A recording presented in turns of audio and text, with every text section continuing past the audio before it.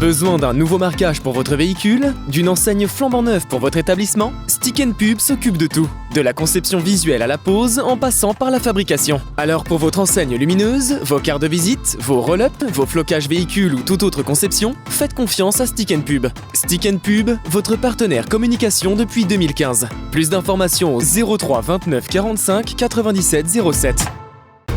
Les soldes d'hiver ont débuté ce jour, mais les clients se sont fait timides. Grâce à la mission Stéphane Bern, l'abbaye de Trois-Fontaines va pouvoir se refaire une beauté.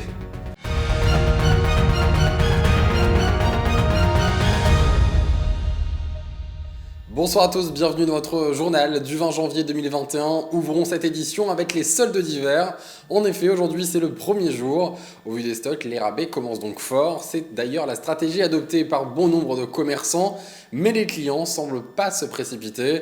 Les bragards se sont fait donc timides en ce jour d'ouverture, comme en témoigne ce reportage réalisé par Nargis Boussaïd et Julien Carré. Retardés de 2 semaines, les soldes d'hiver ont débuté ce mercredi. Alors que le couvre-feu, le port du masque ou encore les files d'attente risquent de décourager un bon nombre de clients, les commerçants espèrent un rebond avec les soldes d'hiver pour redorer leur chiffre d'affaires. Bien sûr, ça peut amortir par rapport au confinement qu'il y a eu. Après, heureusement aussi qu'on a fait un bon mois de décembre. Donc, décembre, plus les ventes privées, plus les soldes, il y a moyen quand même de s'en sortir, quoi. C'est difficile. On l'espère, honnêtement. On espère justement faire une bonne période de solde pour récupérer un petit peu tout ce qu'on n'a pas pu faire les mois de fermeture.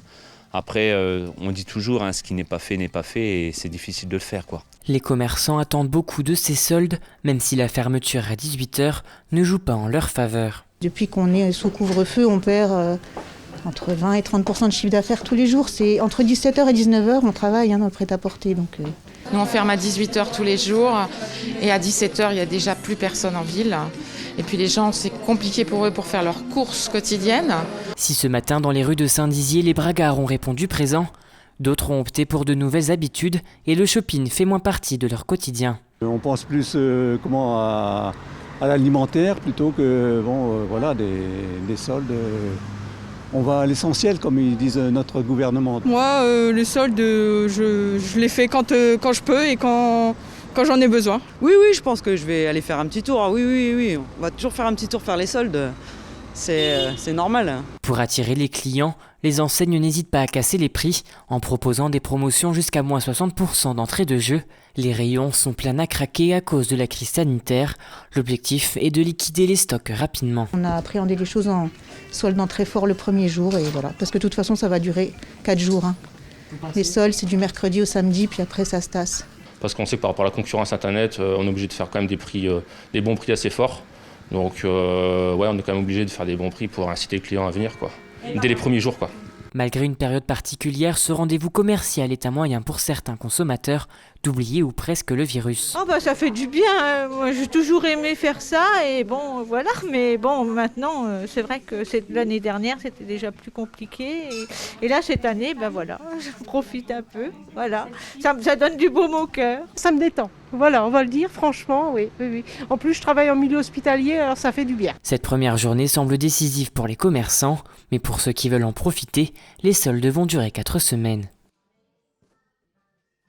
Et justement, ce matin, sur nos réseaux sociaux, nous vous avons posé la question suivante. Malgré la crise sanitaire, comptez-vous faire les soldes d'hiver? 611 personnes ont répondu à ce sondage. 63% d'entre elles n'iront pas faire les soldes de ce mois-ci, contre 38%. Une réponse qui reflète donc cette première journée de soldes. Toute autre chose à présent, savez-vous que l'Institut universitaire du temps libre propose des visioconférences, une opération qui permet à chacun de s'instruire à portée de clic. Cet institut, localisé à Reims, mais différentes antennes sont présentes dans notre secteur, comme à Vitry-le-François, Saint-Dizier, Joinville ou encore Chaumont. Et avec la crise sanitaire, les conférences en présentiel ont été totalement bannies. L'alternative de la visio a donc été mise en place. Jean-Luc Bottenard, le directeur de l'IUTL, nous en dit plus. Écoutez. Une de mes missions, c'est la diffusion culturelle, donc c'est ce qu'on fait via l'IUTL. Donc on m'a demandé il y a 5 ans d'assurer la direction de l'IUTL, qui est un outil de promotion culturelle de haut niveau, en dehors des murs de l'université. Donc on travaille via des conférences, via des ateliers culturels, via des ateliers linguistiques, via des voyages et visites.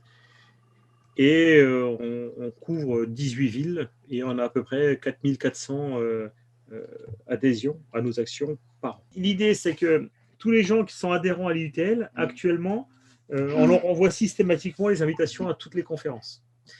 Ces conférences sont gratuites et sont ouvertes à tous et à toutes. Donc, si les gens souhaitent assister à ces conférences-là, soit ils se tournent vers les responsables locaux, soit ils envoient un mail à l'IUTL et on leur enverra les liens. Portée par Stéphane Bern, la mission Patrimoine permet de redonner vie à divers édifices marqués par le temps et par le biais de subventions notamment. Pour mémoire, 101 sites étaient concernés en France, dont le site de l'abbaye de Trois-Fontaines, à côté de Saint-Dizier, où une association projette de restaurer son grand pavillon. Et grâce à cette aide financière, cela sera désormais possible. Regardez ce reportage de Manon de Fontis. Il y a des infiltrations, on voit bien les trous, très très clairement malheureusement, et donc l'eau descend jusqu'ici et c'est cause des dégâts. Il y a urgence à l'abbaye de Trois-Fontaines. Ce monument historique situé entre Saint-Dizier et Vitry-le-François doit faire face à de nombreuses infiltrations qui engendrent de sérieux dégâts. C'est pourquoi la mission Patrimoine, portée par Stéphane Bern, finance une partie des travaux de rénovation du grand pavillon. Un soulagement pour les membres de l'association, les Amis des sites de Trois-Fontaines. Les membres de l'association se sont réjouis de cette bonne nouvelle. Tout le monde est content, ravi que ces bâtiments vont être sauvés. Pour sauver ce bâtiment du XVIIIe siècle, la mission Bern a octroyé 97 000 €. Les travaux permettront de restaurer près de 400 mètres carrés de toiture afin de mettre un terme aux dégradations intérieures. Une des plus spectaculaires, donc c'est là qu'on voit il y a presque 1 mètre entre ce plancher et le plafond en dessous, quoi. Grâce également aux fonds propres des propriétaires, aux subventions de la Direction régionale des affaires culturelles et de la région, les travaux de couverture pourront enfin s'achever, ce qui enchante l'une des 4 propriétaires du site cistercien. C'est une vraie récompense parce que c'est quand même déjà fait un travail un petit peu de longue haleine. On avait déjà candidaté l'année précédente, et on n'avait pas été retenu. Donc, mais cette fois-ci, c'est même la fondation qui est venue nous chercher en nous disant de faire 2 dossiers. Donc un pour la toiture qu'on voulait finir idéalement et un pour l'abbatiale puisqu'on voudrait aussi arriver au moins à la mettre en sécurité. Voilà. Non, mais c'est vrai que les chiffres sur l'abbatiale sont quand même très très importants et dans un premier temps on est resté sur la toiture. Enfin, c'est eux qui ont fait le choix. Ce nouveau chantier de près de 245 000 € vient compléter une première tranche de travaux réalisés en 2016 et qui avait dû être stoppée par faute de subventions. Mais là au moins cette partie-là elle est à l'abri déjà. Restauration de la charpente, de la couverture en tuiles plates et ardoises et reprise de la zinguerie sont au programme de ce chantier qui, les propriétaires l'espèrent, pourra débuter au printemps prochain avec pour objectif redonner un second souffle à ce site emblématique. C'est la fin de cette édition du journal. Merci de l'avoir suivi. Tout de suite, la météo de demain. Excellente soirée à tous. Toute l'actualité qui vous concerne, à voir et ou à revoir, dès maintenant sur puissancetélévision.fr et sur notre application mobile.